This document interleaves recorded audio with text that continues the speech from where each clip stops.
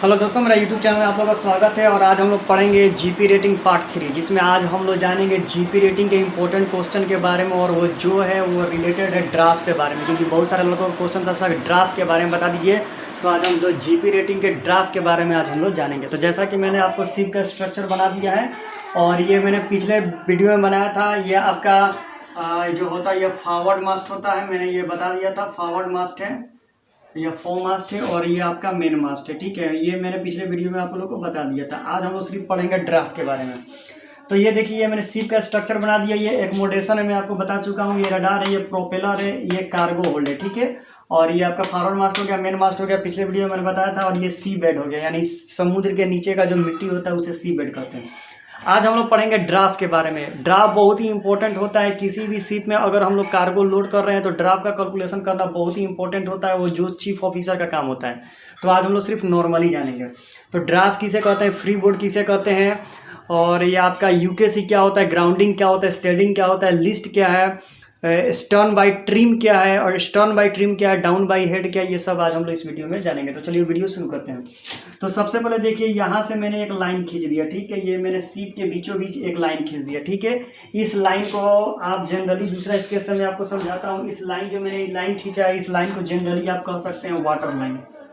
इस लाइन का नाम होता है वाटर लाइन। ठीक है, ये जो आपको लाइन दिखाई दे रहा है, इस लाइन का नाम है वाटर लाइन। तो जैसा कि मैंने जनरली एक लाइन खींच दिया है, इस लाइन का नाम है वाटर लाइन। जैसा कि आप दोस्तों देख पा रहे हैं, इस लाइन का नाम है, मैंने वाटर लाइन दे दिया। और नेक्स्ट जो है मैं आपको दिखा रहा हूँ। ठीक है, ये तो मैंने वाटर लाइन खींच दिया आपके सामने। ये भी हो गया आपका वाटर लाइन। चलिए देखिए, अब ये जो नीचे का पोर्शन होता है, जो ये आपको दिखाई दे रहा है, यहाँ से लेकर यहाँ तक, ये मैंने आपको बताया था कि ये जो नीचे वाला भाग होता है वो किल होता है। पीछे वाला किल क्या है, तो bottom most part of a ship is called keel, मैंने आपको बताया था। ये देखिए, इसमें तो ये एक पार्ट ये हो जाएगा और एक पार्ट आपका ये हो जाएगा। ठीक है, दो पार्ट होगा शिप में, जब मैंने बीच में एक वाटर लाइन खींच दिया है। तो अब चलिए, ये दोनों पार्ट को क्या कहते हैं और कौन सा पार्ट क्या होता है। तो देखिए, ये जो पार्ट होता है, इसी वाले पार्ट को बोलते हैं ड्राफ्ट। इसको बोलते हैं ड्राफ्ट। वैसे ड्राफ्ट लिखा था लेकिन ड्राफ्ट पढ़ा था। और जो ऊपर वाला लाइन होता है उसको बोलते हैं फ्री बोर्ड। Free board. ठीक है, तो अब ये दोनों का डिफरेंशन हम कैसे देंगे, इन दोनों का डिफिनेशन कैसे होगा। तो देखिए, ये वाटर लाइन हो गया, ये ड्राफ्ट हो गया, ये वाटर लाइन हो गया, ये किल हो गया। ठीक है, अब ध्यान से आप देखिए, ये इसका डिफिनेशन देना है कि व्हाट इज ड्राफ्ट। तो ये देखिए, ये वर्टिकल लाइन है, ये इस तरह बोलते हैं वर्टिकल लाइन, इसका बोलते हैं हॉरिजॉन्टल लाइन। तो ये वर्टिकल लाइन है, तो वर्टिकल लाइन है, तो इसका ड्राफ्ट का डिफिनेशन हम कैसे देंगे। तो vertical distance between water line and keel is called draft. Vertical distance between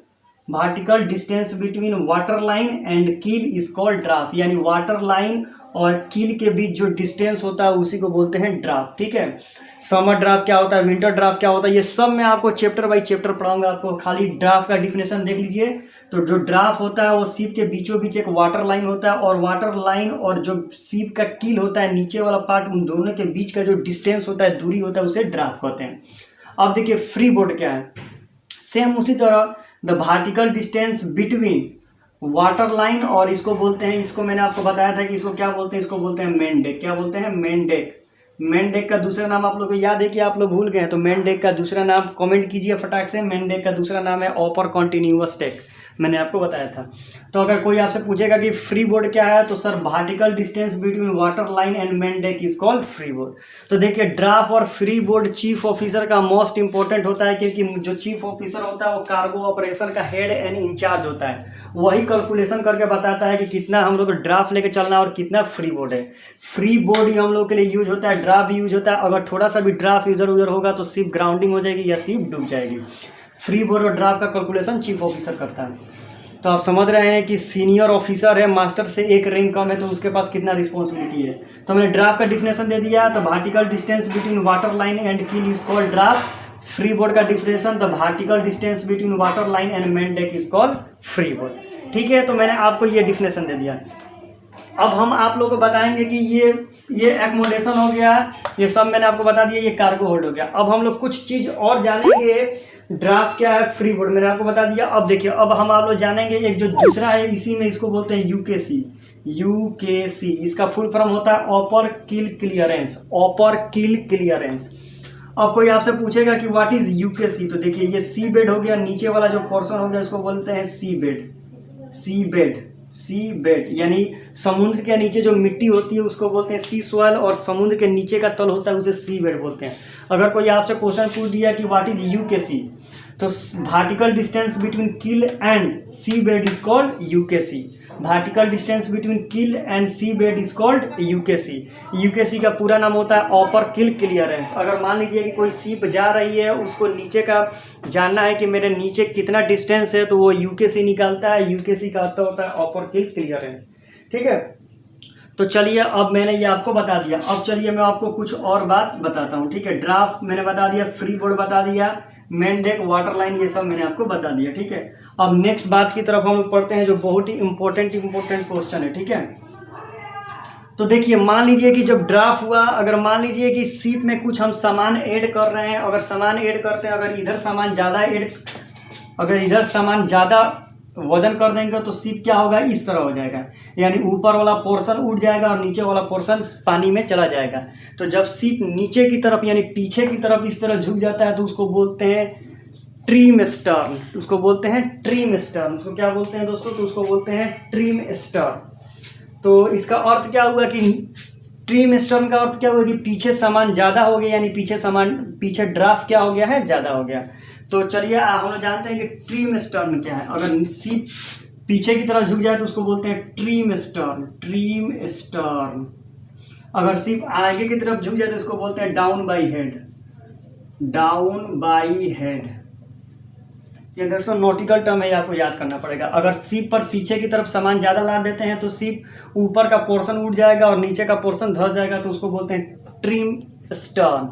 तो ट्रिम स्टर्न का डिफिनेशन हम कैसे देंगे, when the half draft is more than is called trim stern. यानी अगर पीछे वाला ड्राफ्ट आपका मोर देन हो जाए तो उसको बोलते हैं ट्रिम स्टर्न। उसको क्या बोलते हैं दोस्तों, तो उसको बोलते हैं trim stern. When the half draft is more than is called trim stern.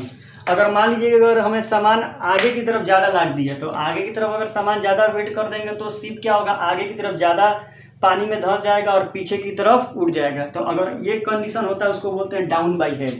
तो डाउन बाई हेड का डिफिनेशन क्या होगा दोस्तों, तो when the forward draft is more than is called down by head. When the forward draft is more than is called down by head.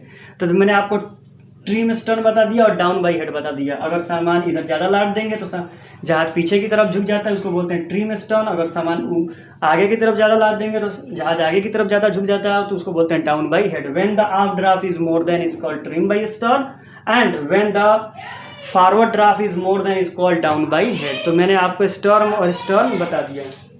अब चलिए अब दोस्तों और कुछ अब हम नया चैप्टर जान लेते हैं। मैंने आपको बताया ट्रिम, अब हम लोग जानते हैं कि अब ट्रिम होता क्या है। What is trim, what is trim, trim क्या होता है, what is trim.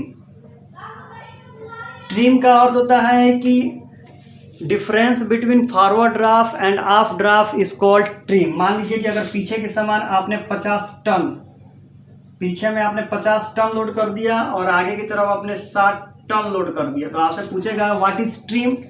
The difference between forward draft and half draft is called trim. तो आप घटा दीजिए, 60 में से 50 घट जाएगा तो इसका ट्रिम क्या निकल जाएगा, तो 10 टन इसका क्या हो गया, ट्रिम हो गया। तो आपसे कोई क्वेश्चन पूछेगा कि what is trim, the difference between forward draft and half draft is called trim. फिर से सुन लीजिए, what is trim, difference between forward draft and half draft is called trim. ठीक है, अब देखिए अगर फिर अब क्वेश्चन आपसे ये हो गया, ठीक है, तो मैं सब आपको एक एक क्वेश्चन लिख के आपको समझाऊंगा, ठीक है, और उसका डिफिनेशन भी आप लोग को फिर से बताऊंगा। तो मैंने आपको ड्राफ्ट ट्रिम बता दिया, ठीक है। अगर मान लीजिए कि फिर आपसे कोई क्वेश्चन पूछ दे, मैंने जो जो क्वेश्चन लिखा है मैं आपको बताते जाता हूँ, ठीक है। और ये मैंने आपको बता दिया, मैंने आपको ड्राफ्ट बता दिया, DRAFT ड्राफ्ट बता दिया, फ्री बोर्ड बता दिया, उसके बाद आपको UKC बता दिया, उसके बाद आपको ट्रिम भी बता दिया, उसके बाद आपको बता दिया स्टर्न ट्रिम, उसके बाद down by head, trim down by head, trim down by head. उसके बाद मैंने आपको इतना चीज़ें बता दी। अब जो नेक्स्ट चीज़ें है वो मैं आपको बताने जा रहा हूँ लाइन बाई लाइन कर करके, इसको ध्यान से आपको देखना है। इवेन किल, यहाँ से मैं आपको बताऊँगा इवेन किल, इवेन किल की किल। इवेन किल के बाद मैं आपको बताऊँगा ग्राउंडिंग, ग्राउंडिंग, ग्राउंडिंग मैंने आपको बता दिया। अब इसके बाद मैं आपको ग्राउंडिंग के बाद मैं आपको बताऊंगा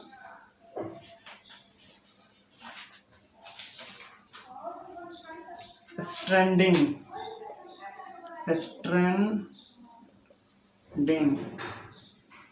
स्ट्रैंडिंग के बाद मैं आपको बताऊंगा लिस्ट, लिस्ट, हिल, हिल लिस्ट हिल हो गया। अब उसके बाद बताएंगे ऑपराइट, ऑपराइट, RIGST। तो दोस्तों फटाफट हम लोग समझेंगे, ये मैंने बता दिया। अब देखिए, अब दोस्तों अब इवेन किल क्या होता है। बहुत सारे लड़के बोलते हैं कि सर इवेन किल क्या होता है। मान लीजिए कि सीप ना तो डाउन बाई हेड हुई और ना ही सीप स्टर्न बाई ट्रिम हो, यानी सीप अगर उस पर कार्गो आप लाद दिए तो सीप इक्वल पोजीशन पर है, तो उसको बोलते हैं इवेन किल। इवेन इवेन सॉरी क्या लिख दिया मैं, इवेन किल। इवेन किल का मतलब क्या समझिए। इवेन किल का मतलब होता है when the forward draft and half draft is same और इक्वल इज कॉल्ड इवेन किल। यानी जो हम लोग का सीप हो गया, ये जो हम लोग का सीप हो गया, उसको ध्यान से आप लोग को देखना है। ये जो हम लोग का सीप का जो स्ट्रक्चर हो गया, अगर कहने का अर्थ है कि इधर भी 50 किलो वेट लाग दिए, इधर भी 50 किलो वेट लाग दिए, तो सीप क्या हो जाएगी, इक्वल पोजीशन पर इस तरह हो जाएगी, इक्वल पोजीशन पर, तो उसको बोला जाता है even kill. That means when the forward draft and half draft is same और equal is called even keel. और ट्रिम इज जीरो, अगर मान लीजिए कि ट्रिम आपका क्या आ गया, जीरो आ गया, अगर ट्रिम जीरो आ गया तभी भी उसको क्या बोलते हैं, तो इवेन किल भी पूछते हैं। तो ये बहुत ही पेचीदा सवाल है। अगर आपसे कोई पूछ देगा कि when the trim is zero is called even keel, और पूछ देगा कि व्हेन द फॉरवर्ड ड्राफ्ट और half draft is same is called even keel. ये क्वेश्चन बार बार पूछता है, when the trim is zero that means even keel. इसका अर्थ हुआ कि इसमें से इसमें घटाएंगे तो जीरो आएगा, तो इसका अर्थ क्या होगा, इधर भी 50 kg इधर भी 50 kg है, यानी दोनों का ड्राफ्ट सेम है, तो when the draft is same is called even keel. तो मैंने आपको इवेन किल बता दिया। अब देखिए, अब आपसे कोई पूछ देगा व्हाट इज ग्राउंडिंग। ग्राउंडिंग का अर्थ क्या होता है, ये सीप है और ये मान लीजिए सी बेड है, ठीक है। अगर सीप का जो कील वाला पार्ट है, यानी सीप का जो नीचे वाला सबसे पार्ट है, अगर सी बेड में टच कर जाता है तो उसे ग्राउंडिंग कहा जाता है। तो when the ship is keel touch to sea bed is called grounding. इसको इस तरह भी बोल सकते हैं, what is grounding, when the ship bottom part touch in ground is called grounding. अगर सीप का जो बॉटम पार्ट होता है अगर सी बेड में टच कर जाता है तो उसे ग्राउंडिंग बोलते हैं। और इसको दो तरीका से बोल सकते हैं, when the ship bottom part touch to ground is called grounding. अगर इसको दूसरा तरीके से बोल सकते हैं और बोल सकते हैं UKC zero is called grounding. इस तरह भी क्वेश्चन आता है, क्वेश्चन पूछ देगा UKC जीरो मतलब ग्राउंडिंग। तो मैं आपको बताया था कि देख लीजिए, मान लीजिए ये सी बेड हो गया, ठीक है, ये सी बेड हो गया, ठीक है, और यहाँ पर मैंने आपको दिखाया था UKC, यानी मैंने आपको लिखा था ये आपका किल हुआ था और ये आपका सी बेड हुआ था, ठीक है, सी बेड था। मैंने आपको लिखा था कि vertical distance between keel and sea bed is called UKC। अगर मान लीजिए कि UKC जीरो हो गया, इसका मतलब क्या हुआ कि इसके बीच कोई डिफरेंस नहीं है, कोई डिस्टेंस नहीं है, यानी सीप क्या हो गया है, ग्राउंड में टच कर गया है, तो इसका अर्थ हुआ ग्राउंडिंग। क्वेश्चन आपको इस तरह ही पूछेगा कि when the UKC is zero is called तो ग्राउंडिंग, या क्वेश्चन आप इस तरह बोल सकते हैं, when a ship is bottom part touch to ground is called grounding. अब देखिए, आप पूछेगा व्हाट इज स्ट्रैंडिंग। ग्राउंडिंग और स्ट्रैंडिंग में बस थोड़ा सा डिफरेंस है। When the sheep bottom part touch to ground remained a long time is called stranding। इसका अर्थ हुआ कि अगर सीप ग्राउंडिंग हो गई है और ग्राउंडिंग सिचुएशन में वो बहुत देर तक वहीं पर खड़ी रहे, तो वो खड़े होने के पोजीशन को बोला जाता है stranding. When a sheep bottom part touch to ground and sheep is remained long time is called stranding। मैंने आपको बता दिया, when a ship is grounding for a long time is called stranding. Grounding stranding में मैंने अंतर बता दिया कि अगर सीप का बॉटम पार्ट सी बेड में टच कर जाता है तो उसको बोला जाता है ग्राउंडिंग, अगर शिप ग्राउंडिंग पोजीशन में लॉन्ग टाइम तक रह जाए तो उसे बोला जाता है स्ट्रैंडिंग। तो ये दो चीज़ें मैंने आपको बता दी। अब मैं आपको समझाने जा रहा हूँ what is list, what is heel और व्हाट इज ऑपरा। ठीक है, तीन चीज़ें हम लोग जानेंगे। ये बहुत ही इंपॉर्टेंट है दोस्तों, तो इसको आपको ध्यान से पढ़ना पड़ेगा। अब देखिए, मान लीजिए कि लिस्ट, हील और ट्रिम, इवन किल बहुत पेचीदा है, इसमें बहुत कंफ्यूजन होता है। देखिए, मान लीजिए ये सीप हो गया, ठीक है, ये सीप हो गया, ये आपको मैंने सीप का स्ट्रक्चर बना दिया, ये मैंने सीप बना दिया, ठीक है। तो देखिए सीप ऐसे चल रही है, ठीक है। अगर इस तरह हुआ तो down by head, trim down by head. अगर सीप इस तरह हो गया तो इसको बोलते हैं ट्रिम बाई स्टर्न, ठीक है।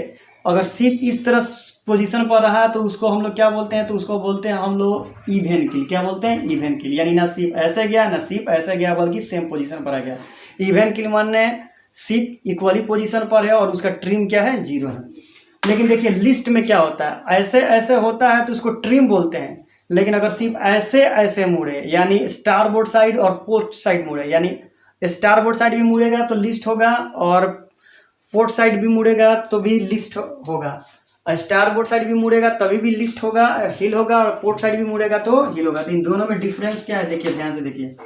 सबसे पहले हम लोग समझेंगे व्हाट इज लिस्ट। तो देखिए लिस्ट क्या होता है। लिस्ट का अर्थ होता है कि मान लीजिए कि हम सीप पर कुछ चीज रखते गए। मान लीजिए कि ये सीप हो गया, ठीक है। इस तरह मान लीजिए कि हमने एक स्ट्रेट लाइन में सीप का स्ट्रक्चर बनाया, ठीक है। इस तरह मैंने एक स्ट्रेट लाइन में एक सीप का स्ट्रक्चर बनाया, ठीक है। ये मैंने आपको बताया था कि मैंने इधर स्टारबोर्ड साइड होता है और इधर आपका पोर्ट है पोर्ट साइड, ठीक है। मान लीजिए कि आपने कार्गो शिप पर लादना शुरू किया, आपने लोडिंग करना शुरू किया। स्टारबोर्ड साइड में मान लीजिए कि आपने 100 टन लाद दिया, 100 टन, और इधर आपने 20 टन 30 टन लाद दिया, ठीक है। तो अब बताइए आप ही लोग कि शिप किधर की तरफ मुड़ेगा, शिप किधर की तरफ पलट जाएगा, स्टारबोर्ड की तरफ कि पोर्ट की तरफ? तो जिधर वेट ज़्यादा रहेगा शिप उधर की तरफ ज़्यादा झुक जाएगा। तो स्टारबोर्ड की तरफ 100 टन है तो 100 टन स्टारबोर्ड की तरफ झुक जाएगा। तो जब शिप पोर्ट या स्टारबोर्ड के साइड झुकता है, दोनों में से किसी एक ही साइड झुकेगा, पोर्ट एंड स्टारबोर्ड नहीं होगा, या तो पोर्ट होगा ना इधर स्टारबोर्ड होगा। तो देखिए inclination of a ship port side और starboard side due to internal force. Internal force का मतलब क्या होता है कि जो हम अंदर में हमारा जो फोर्स है उसी के कारण, तो उसको बोला जाता है इंटरनल फोर्स, उसको बोला जाता है लिस्ट। याद रखिएगा, लिस्ट मतलब इंटरनल फोर्स और हिल माने होता है एक्सटर्नल फोर्स। तो inclination of a ship port side और starboard side due to internal force is called list. अब आप लोग पूछिएगा कि सर आप बोल रहे हैं इंक्लिनेशन माने क्या होता है, तो इंक्लिनेशन माने होता है झुक जाना, या तो पोर्ट की तरफ झुकेगा या तो स्टारबोर्ड की तरफ झुकेगा। लेकिन अगर वही आगे की तरफ झुकता है तो डाउन बाई हेड हो जाता है, पीछे की तरफ झुकता है तो स्टर्न बाई ट्रिम हो जाता है। याद रखिएगा 4 गो है, आगे की तरफ झुकेगा तो डाउन बाई हेड, पीछे की तरफ झुकेगा तो स्टर्न बाई ट्रिम। अगर पोर्ट साइड झुकेगा या स्टारबोर्ड साइड झुकेगा, तो अगर इंटरनल फोर्स से झुकेगा तो उसे लिस्ट बोलते हैं, अगर एक्सटर्नल फोर्स से झुकता है तो उसको हिल बोलते हैं। तो लिस्ट मैंने आपको बता दिया कि inclination of a ship port side और starboard side due to external force is called list. अब हम लोग जान लेते हैं कि व्हाट इज हिल। सेम वही है, inclination of a ship port side और starboard side due to external force. मान लीजिए कि शिप पर आपने सामान रख दिया, शिप पर आपने सामान रख दिया और शिप आपका मान लीजिए कि समुद्र में चलना शुरू कर दिया सी में। अगर मान लीजिए कि वहाँ पर करेंट हो गया या हवा का विंड का रफ्तार ज़्यादा हुआ, तो विंड के रफ्तार से क्या होगा, शिप ऐसे ऐसे ऐसे ऐसे क्या करेगा, झुकने लगेगा, या तो पोर्ट साइड की तरफ झुकेगा या तो स्टारबोर्ड साइड की तरफ झुकेगा। तो जब करेंट और वेव से शिप का इंक्लिनेशन होता है यानी झुकना होता है तो उसे हिल कहा जाता है। तो बात समझ में आया। तो ये कार्गो की से होता है, लिस्ट जो होता है कार्गो की तरफ से इंक्लिनेशन होता है, झुकता पड़ता है, और जो हिल होता है वो तो विंड से होगा या तो करंट से होता है, तो उसको बोलते हैं। अब बहुत कोचेंगे सर बिजली वाला करंट नहीं, जो पानी में इस तरह लहर होता है उसी को करंट कहा जाता है। तो हिल का लिस्ट का सुन लीजिए, तो inclination of a ship port side और starboard side due to internal force is called list and heel. Inclination of a ship port side और starboard side due to external force is called heel. अब जो question आ रहा है अब आता है what is upright. तो when a ship neither list और nor heel is called upright. इसका मतलब हुआ कि शिप ना तो लिस्ट है ना तो हिल है, शिप सीधा सिचुएशन में खड़ी है तो उसे क्या बोलते हैं, ऑपराइट बोलते हैं। तो inclination of when the ship is neither list और हिल इज कॉल्ड ऑपराइट। अब आप क्वेश्चन पूछिएगा कि सर लिस्ट और हिल को कैसे मापते हैं, तो इसे डिग्री में मापते हैं, इसको इंक्लिनोमीटर से मापते हैं, वो भी मैं आपको बताऊंगा। तो इसका डिफिनेशन ऑपराइट का एक और हो सकता है। पहला तो हुआ कि when a ship is neither list और नॉर हिल इज कॉल्ड ऑपराइट, और इसको और तरीका से डिफाइन कर सकते हैं। तो लिस्ट और हिल इज 0 डिग्री इज कॉल्ड ऑपराइट, यानी शिप का लिस्ट भी 0 डिग्री है और हिल भी है उसका 0 डिग्री है, तो यानी शिप सीधा पोजीशन में है तो उसे बोलते हैं ऑपराइट। ठीक है। कभी कभी आप देखिएगा कि शिप जो है पोर्ट में लगती है तो थोड़ा तिरछा हो जाती है, तो वहाँ पर इंक्लिनोमीटर रखता है, वो बता देता है कि हमारा पोस्ट कितना हिल है या कितना लिस्ट है। ठीक है, तो ये आपका हो गया ऑपराइट। तो ऑपराइट का मैं डिफिनेशन आपको बता दिया। अब मैं कुछ और इम्पोर्टेंट डिफिनेशन में आपको बताऊंगा, उसको आप लोगों को ध्यान से समझना है। ठीक है, तो इम्पोर्टेंट डिफिनेशन में मैं आपको बता देता हूँ इंक्लिनोमीटर, इसको बोलते हैं इंक्लिनोमीटर, इसको सिर्फ क्लिनोमीटर ही बोल सकते हैं, क्लिनोमीटर। ठीक है, तो inclinometer is an instrument measuring the list और हिल ऑफ ए शिप। फिर से सुन लीजिए, इंक्लिनोमीटर या क्लिनोमीटर एक ऐसा इंस्ट्रूमेंट है जो शिप का लिस्ट मापता है, ये नहीं तो हिल मापता है। ठीक है, तो inclinometer is an instrument measuring the list और हिल ऑफ ए शिप। ठीक है, तो ये मैंने आपको इंक्लिनोमीटर के बारे में बता दिया। अब मैं आपको बता देता हूँ capsize. Capsize, what is capsize? कोई आपसे क्वेश्चन पूछ दिया कि सर व्हाट इज कैप्साइज, तो व्हेन ए शिप, देखिए ये बहुत अच्छा है। Capsize means of side down, ship of side down. इसका अर्थ क्या हुआ कि अगर शिप का एक शिप है, अगर वो शिप पूरा पलट जाए, यानी जो उसका पूरा ऊपर वाला पोर्शन हो जाए वो पूरा नीचे आ जाए और नीचे वाला पूरा पोर्शन है ऊपर चल जाए, तो उसे बोलते हैं कैप्साइज। तो when a ship of side is down is called capsize. याद रखेगा आप लोगों को व्हाट इज कैप्साइज। तो ये चीज मैंने आपको बता दिया। अब मैं कुछ और डिफिनेशन आपको बता देता हूँ। बैलास्ट, बैलास्ट मत इसको बोलिएगा, इसको बोलिएगा बैलास्ट। बैलास्ट क्या होता है? जो एटम बम होता है वो बैलास्ट नहीं है। ठीक है, देखिए बैलास्ट क्या है समझिए। मान लीजिए कि आप एक शिप लेकर जा रहे हैं, ठीक है, शिप लेकर जा रहे हैं, आपने उस पर कार्गो लाद दिया। ठीक है, कार्गो लादिएगा तो शिप क्या होगा, धंस जाएगा। जब शिप धंस जाएगा तो जो पानी का लेयर है वो ऊपर बढ़ जाता है, तो जो पानी का लेयर ऊपर बढ़ जाता है उसको बोलते हैं ड्राफ्ट। शिप में ड्राफ्ट होता है। नेक्स्ट वीडियो में ड्राफ्ट रीडिंग पर ही पढ़ाऊंगा कि कैसे ड्राफ्ट मार्क मापते हैं। बहुत वेरी वेरी इंपॉर्टेंट है, चीफ ऑफिसर का वो काम होता है। तो बैलास्ट क्यों इंपॉर्टेंट होता है वो समझिए। मान लीजिए कि आपने कार्गो लिया और कार्गो लेकर एक कंट्री से दूसरे कंट्री में आपने पहुंचा दिया। अब मान लीजिए कि आप शिप पर जाके कार्गो उतार देंगे। जैसे ही कार्गो आप उतार दे देंगे तो कार्गो था तो पूरा ये जो प्रोपेलर था, जैसे शिप फटाफट मैं आपको बना देता हूँ। ये शिप हो गया मेरा, ये मैंने शिप बना दिया। ठीक है, ध्यान से देखिएगा। मान लीजिए कि यहाँ पर आपका प्रोपेलर लगा हुआ है। ठीक है, ये प्रोपेलर है, यहाँ तक प्रोपेलर पानी के अंदर है। ठीक है, ये वाटर लाइन है। वाटर लाइन का अर्थ हुआ कि पानी इसके नीचे, ये सब क्या है आपका पानी है। ठीक है, यहाँ पर कार्गो आप लाते हैं। मान लीजिए कि शिप आप जेटी में लेके चले गए। ठीक है, जीप जेटी में लेके चले गए तो प्रोपेलर नाच रहा है, पानी को काट रहा है। शिप स्टर्न यानी शिप क्या हो रहा है, आगे की तरफ अहेड जा रहा है। आप जैसे जैसे सामान उतार कर पोर्ट में रख देंगे तो ये शिप का वेट क्या हो जाएगा, घट जाएगा। तो शिप क्या हो जाएगी, ऊपर की तरफ उठ जाएगी। तो इस सिचुएशन में क्या होगा कि शिप ऊपर की तरफ उठ जाएगी, तो इसका अर्थ हुआ कि इसका प्रोपेलर पानी से बाहर दिखाई देने लगेगा। जब प्रोपेलर पानी से दिखाई देने लगेगा, जब प्रोपेलर आप चलेगा तो पानी को काटेगा नहीं, तो शिप आगे जाएगा ही नहीं। तो इसीलिए बलास्ट डाला जाता है। बलास्ट का अर्थ होता है कि जो कार्गो होल्ड होता है, बलास्ट टैंक होता है, उसमें पानी क्या किया जाता है, भर दिया जाता है। पानी भरेंगे वो सिर्फ शिप की स्टेबिलिटी को बढ़ाने के लिए, तो उसका कोई काम नहीं है, उससे कोई फायदा नहीं है। जब वाटर उसमें भर देंगे तो शिप का वजन बढ़ जाएगा और शिप फिर पानी के अंदर चली जाएगी और फिर प्रोपेलर क्या करने का, काम करने लगता है, तो इसीलिए ब्लास्ट लिया जाता है। तो आपसे कुछ क्वेश्चन पूछेगा कि व्हाट इज ब्लास्ट, तो added weight of a ship is called ballast, यानी शिप पर सामान लादना ही क्या कहलाता है, ब्लास्ट कहलाता है। पहले के ज़माने में क्या होता था कि जब मार्पोल ये सब नियम नहीं था, तो पहले के ज़माने पर ईंट पत्थर लाद के आदमी ले जाता था, उसमें बहुत टाइम लगता था। पहले ईंट लादो, पत्थर लागो, फिर पानी का स्टेबिलिटी, शिप का स्टेबिलिटी बढ़ता था, तब प्रोपेलर नाचता था। अब क्या होता है कि अब राइट नाउ टाइम में क्या कर दिया गया, तो एक ब्लास्ट, हर एक शिप में एक ब्लास्ट टैंक बना दिया गया है। अगर स्टेबिलिटी शिप का कम लगने लगता है तो एडेड वेट यानी पानी उसमें भर दिया जाता है, शिप का वेट बढ़ जाता है, प्रोपेलर नीचे धंस जाता है और आराम से आदमी निकल जाता है। और जब वो फिर दरिया में चल जाता है, तो अगर शिप का फिर स्टेबिलिटी बढ़ जाता है तो फिर वो पानी को क्या कर देता है, डी ब्लास्टिंग कर देता है।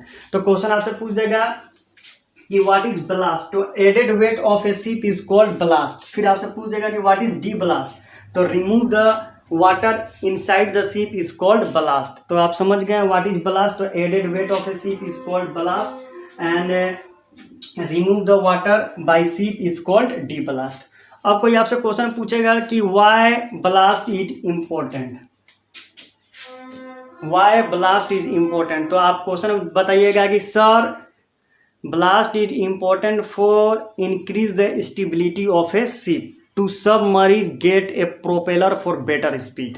क्वेश्चन आपसे पूछेगा कि right time why ballast is important, so sir ballast is important because to increase the stability of a ship and to submerge get a propeller for a better speed. Better speed के लिए blast जरूरी होता है। फिर आपसे question पूछ देगा कि why sea water use in a ballast, आखिर हम लोग सी वाटर ही ब्लास्ट में क्यों उपयोग करते हैं, दूसरा चीज़ क्यों नहीं उपयोग करते हैं। तो sir sea water is easy to pump in and pump out, माने सर पानी को हम आसानी से पंप इन कर सकते हैं, यानी पंपिंग करके पानी आसानी से डाल सकते हैं और फिर डिपम्पिंग करके पानी को आसानी से निकाल सकते हैं, इसीलिए पंपिंग और डिपम्पिंग का उपयोग हम लोग करते हैं। तो सर, तो दोस्तों मैंने आपको ये बहुत सारी चीज़ें आज हमने बता दी, और ये क्या होता है, और सेव द टाइम और इजी, और ये जो हम लोग ब्लास्टिंग करते हैं अगर वाटर लेते हैं तो ये हमारा टाइम को भी बचत करता है और ये काम इजी भी होता है। तो सब मैंने आपको बता दिया, फिर से आपको रिवीजन करता हूँ। तो जैसा कि आप देख रहे हैं कि रिवीजन में आपको मैंने सब बता दिया है, ठीक है दोस्तों। तो अगर आपको जो भी क्वेश्चन पूछना है तो पूछ लीजिएगा। तो thank you so much for watching this video.